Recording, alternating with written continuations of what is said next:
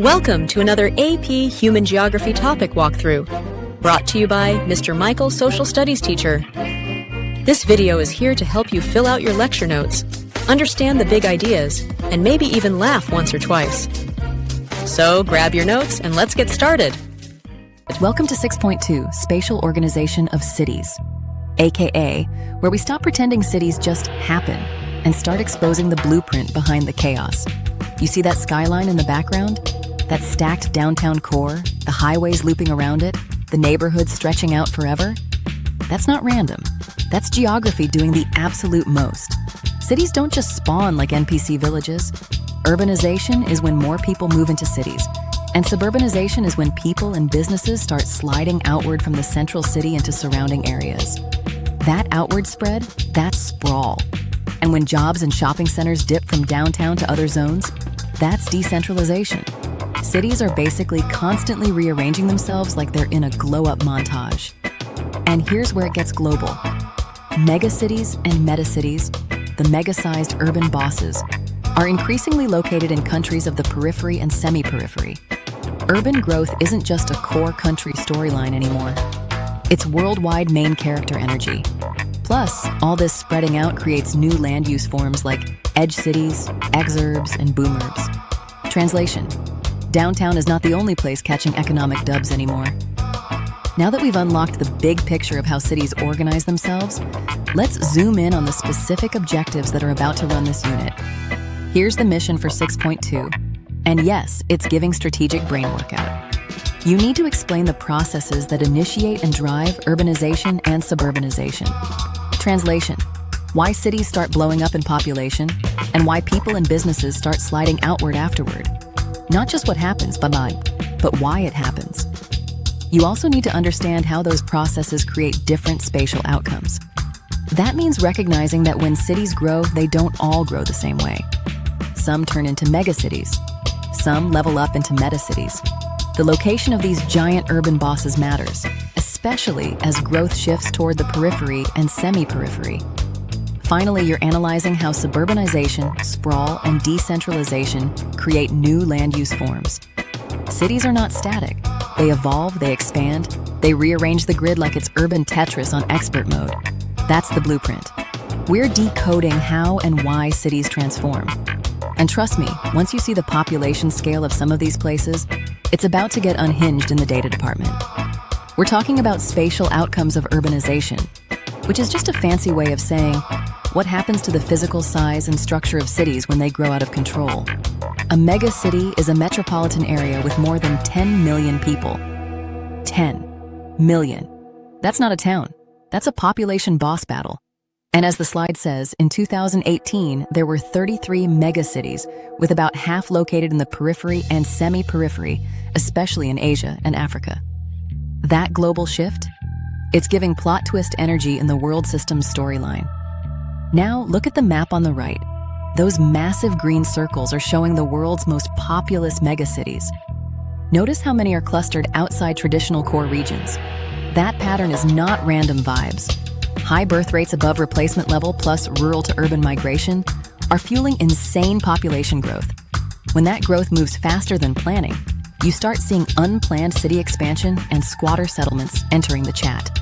Then we level up again. A metacity is a metropolitan area with more than 20 million people. That's megacity on expert mode. We're talking about urban regions so massive they influence entire national economies. And once cities reach that scale, internal structure starts shifting too. Because growth doesn't just stack upward. It spreads outward in ways that completely remix the urban layout. Decentralization is basically when a city says, "I need space," and then proceeds to spread out like it just unlocked unlimited expansion pack energy. Urban sprawl and decentralization happen when people and businesses start moving away from the city core, especially once the automobile enters its main character arc. The second cars became accessible, roads multiplied, commercial zones followed, and development started radiating outward like it was speed-running suburban glow-up percent. Look at the map image. You can literally see the dense central area and then the street network stretching outward into surrounding land. That pattern is not aesthetic filler. That is outward expansion in action. Instead of one tight, compact urban core, you get growth that keeps pushing farther out, sometimes without much planning. And when development is unplanned, infrastructure can get messy real quick. Weak connections, traffic chaos, awkward layouts, it's giving urban patch update gone wrong. This pattern is especially common in US metropolitan areas. And it creates new land use forms that sound low-key, made up but are very real. Suburbs, edge cities, boomerbs, and exurbs. Suburbs are mostly residential zones connected to the main city for jobs, but physically separated. Edge cities become major business hubs outside downtown. Boomerbs are fast-growing suburban cities that are low density but huge in population. Exurbs are even farther out, almost brushing rural territory. Once decentralization starts cooking, the city stops being one dominant center and turns into multiple activity nodes. Downtown is no longer the only one holding the spotlight. And when people start moving outward like this, it sets up the next big shift in how urban space gets reorganized. Suburbanization is where the city says, "Okay, bestie, I need elbow room." And people start moving out to residential areas on the outskirts. It's the process of people relocating from the urban core to surrounding zones, but they are still connected to the city for jobs and services. So they're not fully ghosting downtown, they're just commuting back and forth like it's a long-distance situationship. If you look at the map image with all the different colored neighborhoods, you can see how the central area is surrounded by multiple residential districts stretching outward. That patchwork pattern shows decentralization in action, with communities physically separated but still tied to the main city. Suburbs are usually less densely populated and often less ethnically diverse than the urban core, which changes the social landscape over time. And this whole suburban glow-up did not just happen randomly. Advancements in transportation, especially streetcars and trolleys at first, allowed workers to live farther than walking distance from their jobs. Later, automobiles amplified that effect and sent suburban growth into overdrive. So suburbanization is basically the city expanding its friend group outward, creating new residential clusters that orbit the original core.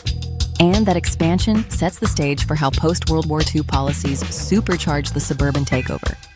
After World War II, suburbanization absolutely went into its expansion era, and the black and white aerial photo is giving mass-produced neighborhood core.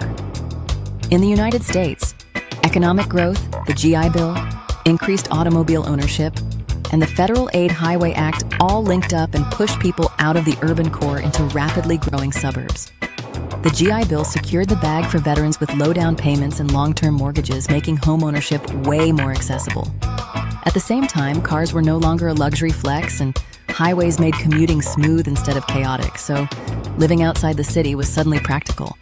In the Western Bowl and Lawrence image, you can literally see rows of nearly identical houses lined up like a suburban starter pack, plus a large commercial building surrounded by a parking lot, which screams car-dependent development. Yo, lock in on those catalog-style images with all the different house models and neatly printed floor plans, because that is pure tract and prefab housing core. Developers were not out here custom building one adorable cottage at a time. They were in their mass production era, rolling out nearly identical homes like it was a suburban assembly line. You can literally see how buyers could pick from models like they were ordering from a menu, which shows how standardized design made construction faster, cheaper, and scalable. This is speed-run neighborhood development, where entire communities popped up almost overnight with copy-paste layouts, uniform lots, and predictable street patterns. Suburban growth during this period was not random.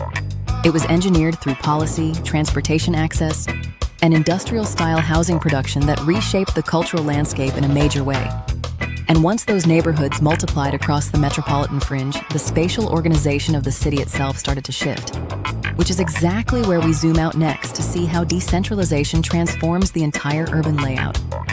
Edge cities are basically the corporate side quest that turned into the main storyline. An edge city is a community on the outskirts of a larger city, packed with commercial centers, office space, retail complexes, and all the bougie amenities you would normally expect in the urban core. It is not really about residential chill time, it is mostly economic grind mode with skyscraper energy outside the traditional downtown grid. In the map comparison, Tyson's Corner is sitting beyond Washington, D.C.'s central business district, but it is still stacked with business activity, which is giving "Suburbs said I can do it better." The office space graph is low-key spilling receipts because Tyson's Corner shows a much bigger percent increase in commercial space compared to the Washington Central Business District, which is kind of an unexpected glow-up arc. These places are usually newer developments, often built within the last few decades. And they exist because decentralization plus highway access equals companies relocating like it is a strategic power move. And just when you think suburbs could not level up any harder, wait until you see what happens when they start exploding in population and basically morph into something even bigger. Boomerbs are where a suburb wakes up one day and says, "Why am I low-key massive?" A boomburb is a suburb that has grown rapidly into a large, sprawling city with more than 100,000 residents, but it still cosplays as suburban. It usually starts as planned communities that slowly merge together until the population is giving full city numbers without the classic downtown skyline aesthetic. On the US map, all those highlighted clusters scattered across the country are basically suburban areas that hit turbo growth and said, "Watch me scale." They feel quiet and residential on the surface, but statistically they are built like urban heavyweights, which is kind of a plot twist arc. It's giving suburban imposter syndrome, but make it demographic dominance. And just when you think the outer edges cannot get any more extra, wait until we push even farther out beyond traditional suburbs into areas that are even more detached from the urban core. Exurbs are where suburban life keeps driving past the last Starbucks and says, "Nah, we're still going." An exurb is a community on the outside edge of traditional suburbs that functions like a suburb but feels way more rural and way less connected to the central city core. It is giving country aesthetic but still technically metro adjacent. These areas are low-density residential communities, so houses are spread out, lots are bigger, and your nearest neighbor might require binoculars. They can include wealthy estates with gated driveway energy or small rural towns that got absorbed into the metro orbit but still keep their small-town storyline. Diversity is usually limited compared to the urban core, which shifts the social and economic landscape. On the national map, those scattered highlighted areas show how exurbs are popping up beyond the main suburban ring, almost like the city's influence is expanding in slow motion across the grid. So exurbs represent the outermost layer of decentralization. And that expansion brings some consequences that are not exactly a vibe once we start talking about the real challenges tied to suburban sprawl. Decentralization is not all sunshine and white picket fence core vibes, because suburbanization and urban sprawl come with some main character flaws. First up, placelessness, which is basically when every shopping plaza looks like it was copy-pasted from the same template and the cultural identity is giving NPC town. Then we have that car dependency era where everyone is glued to their automobiles, and the result is pollution and traffic congestion that is absolutely not the flex people thought it would be. Economically, it can get real sus, because as wealth moves outward, the urban core is often left with higher concentrations of poverty and a shrinking tax base. And if you look at the color-coded map showing percent of population in poverty by census tract, you can see how some inner areas are lit up in those higher percentage colors while outer areas are lower, which highlights that uneven development storyline. That imbalance can trigger economic decline and urban decay. And when government investment keeps hyping up suburban growth instead of reinvesting in inner cities, it just amplifies the glow down. So yeah, decentralization might look aesthetic at first, but the plot twist is that it creates structural challenges we cannot just swipe away. And that is exactly why it is recap time to lock in what all of this actually means.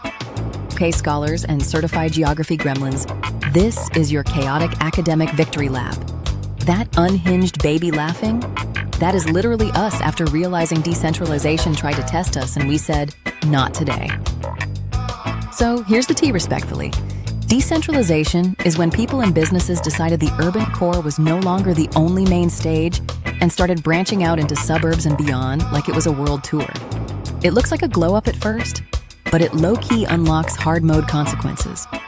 Urban sprawl can create placelessness, meaning entire areas feel like they were built in creative mode with the same strip mall starter pack. The automobile dependency situation? Absolutely in its gas-guzzling era, serving traffic congestion and pollution like an unwanted sequel. And economically, when wealth migrates outward, inner cities can be left struggling, with shrinking tax bases and higher poverty concentrations, which leads to urban decline that is not giving slay, it is giving structural inequality. So if you can explain how suburbanization reshapes economic patterns, land use, and social geography without blinking, you are officially in your academic villain arc. And now, since your brain is operating at galaxy level, let's see if you can survive this bonus question without getting absolutely cooked by spatial analysis. Check it out. You know what time it is? Geography Legends. That's right. It is bonus question time, and yes, this is your moment. Your academic Super Bowl. Your spatial analysis boss battle. No pressure, just vibes and critical thinking. If decentralization is when people and economic activities move away from the urban core, and we know that suburbanization and sprawl can reshape land use, transportation patterns, and economic opportunity, then here is the real big brain prompt.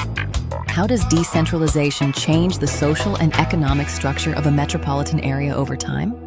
Think about tax bases, infrastructure investment, automobile dependence, uneven development, and who benefits versus who gets left in their flop era. Do suburbs and edge developments create opportunity for all? Or do they low-key intensify segregation and inequality? This is where you connect the dots like a certified map wizard. So take a breath, channel your inner academic weapon, and answer like the AP exam is watching. Drop your answer in the comments and don't forget to add your name for that bonus point.